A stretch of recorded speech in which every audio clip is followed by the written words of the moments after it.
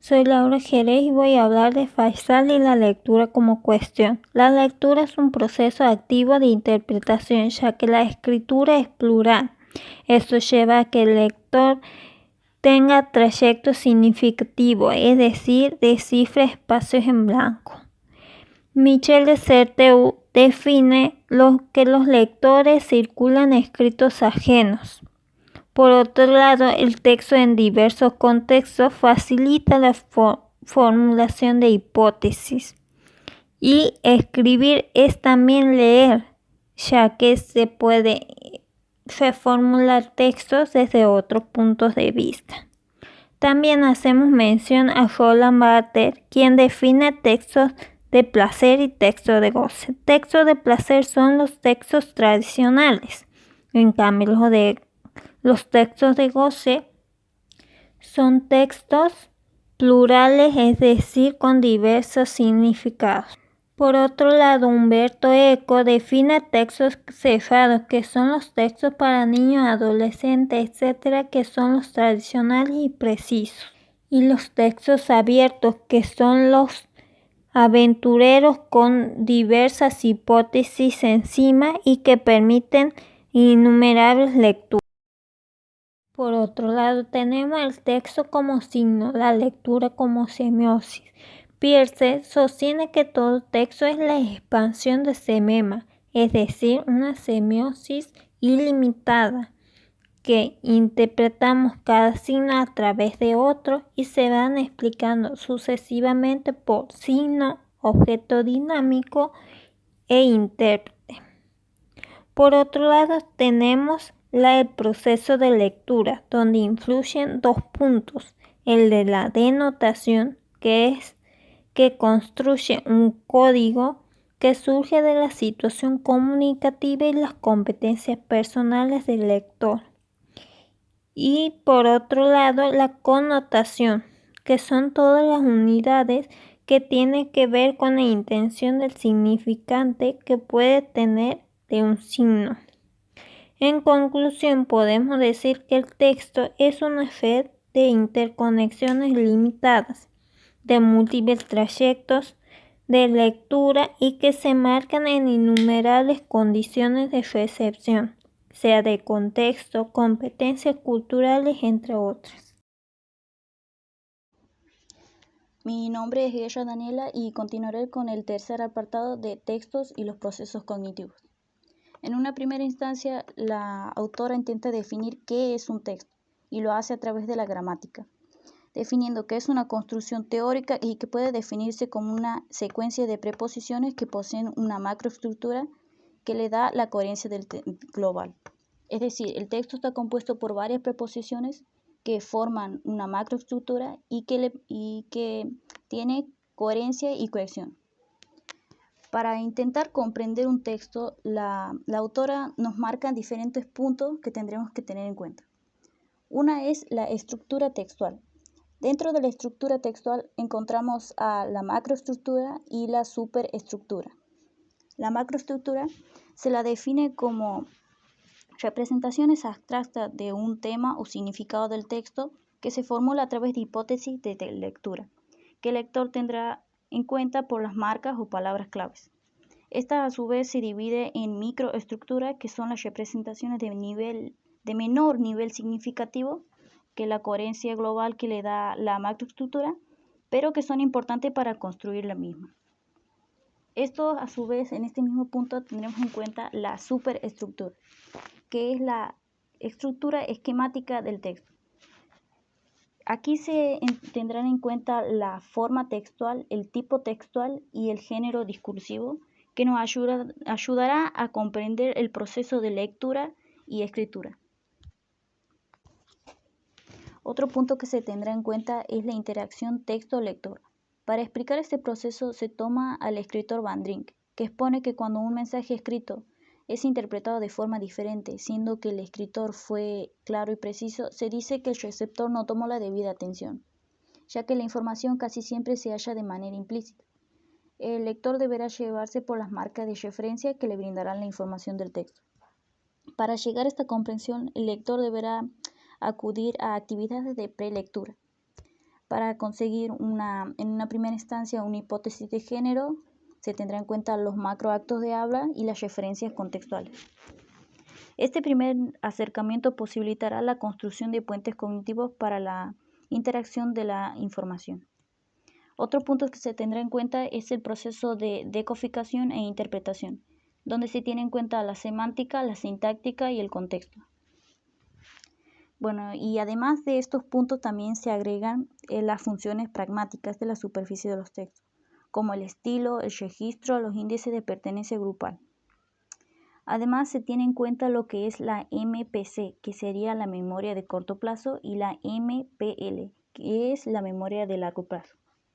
La memoria de corto plazo son las formas y las estructuras de las palabras. Estas tienen una capacidad de almacenamiento limitada, por lo que la información que el lector cree importante pasa a lo que sería la memoria de largo plazo.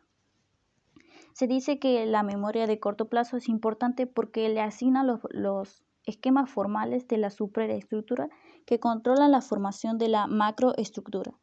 Esto se denomina como pactos de lectura o hipótesis de lectura.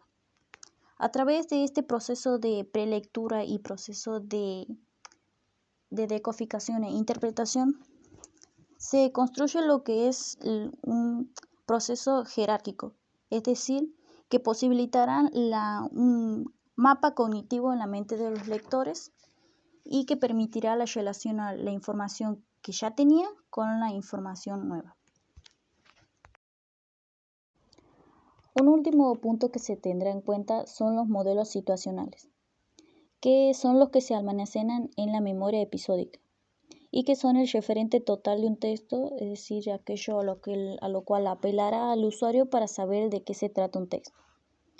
Esto lo utilizan los lectores cuando leen, ya que a partir de esas estructuras, de esas representaciones más generales que se construyen a través de la memoria social, construida así por opiniones, ideologías, actitudes, influirán decisivamente en los procesos de interpretación del texto. Para elaborar macroestructuras textuales de un texto concreto, el escritor Van Drink propone unas macro reglas de resumen. Estas macro reglas se dividen. Estas macro reglas que se proponen son la de selección y supresión, la de generalización y la de construcción. En la de selección se suprimen varias preposiciones que no son importantes para el mantenimiento de la cohesión global del texto. En la generalización se formula conceptos generales que sinteticen el contenido de varias preposiciones por un proceso denominado normalización. Y en la de construcción se reducen varias preposiciones a una sola que implique todas y que construyan una macrosecuencia. Se dice que estas macroreglas son importantes para los alumnos y son herramientas efectivas a la hora de establecer aspectos semánticos básicos de un texto, es decir, a la hora de construir un resumen.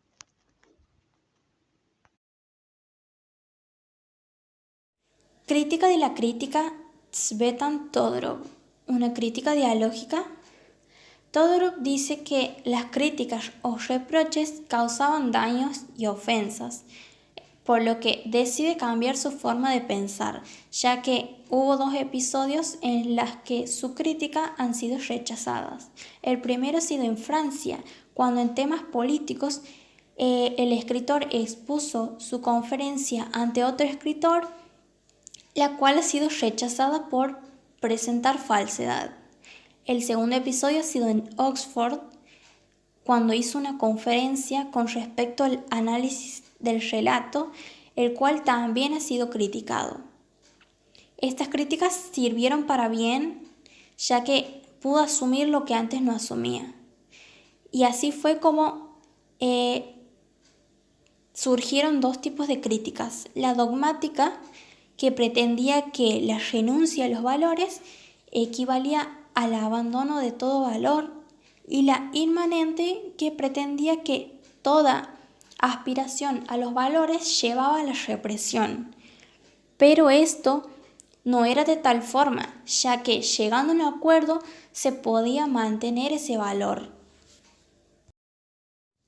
Mi nombre es Brandon Rosario del Pilar y en este esquema voy a exponer la información extraída del libro Lecturas críticas sobre la narrativa argentina de Miguel Vitagliano.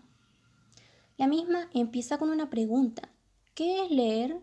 A la cual la responde de la siguiente manera: es descifrar códigos en el mundo.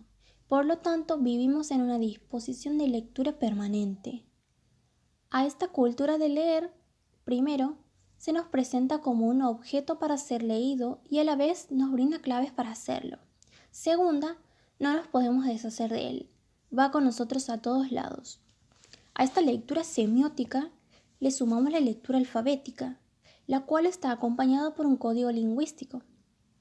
El conocimiento y el uso correspondiente de este código nos permitirá producir y receptar mensajes sin ningún inconveniente. Una vez terminada la respuesta a la pregunta ¿qué es leer?, pasaremos a observar los tipos de lectura. En primer lugar, tenemos la lectura espontánea, seguidamente la lectura indicial y por último la lectura crítica.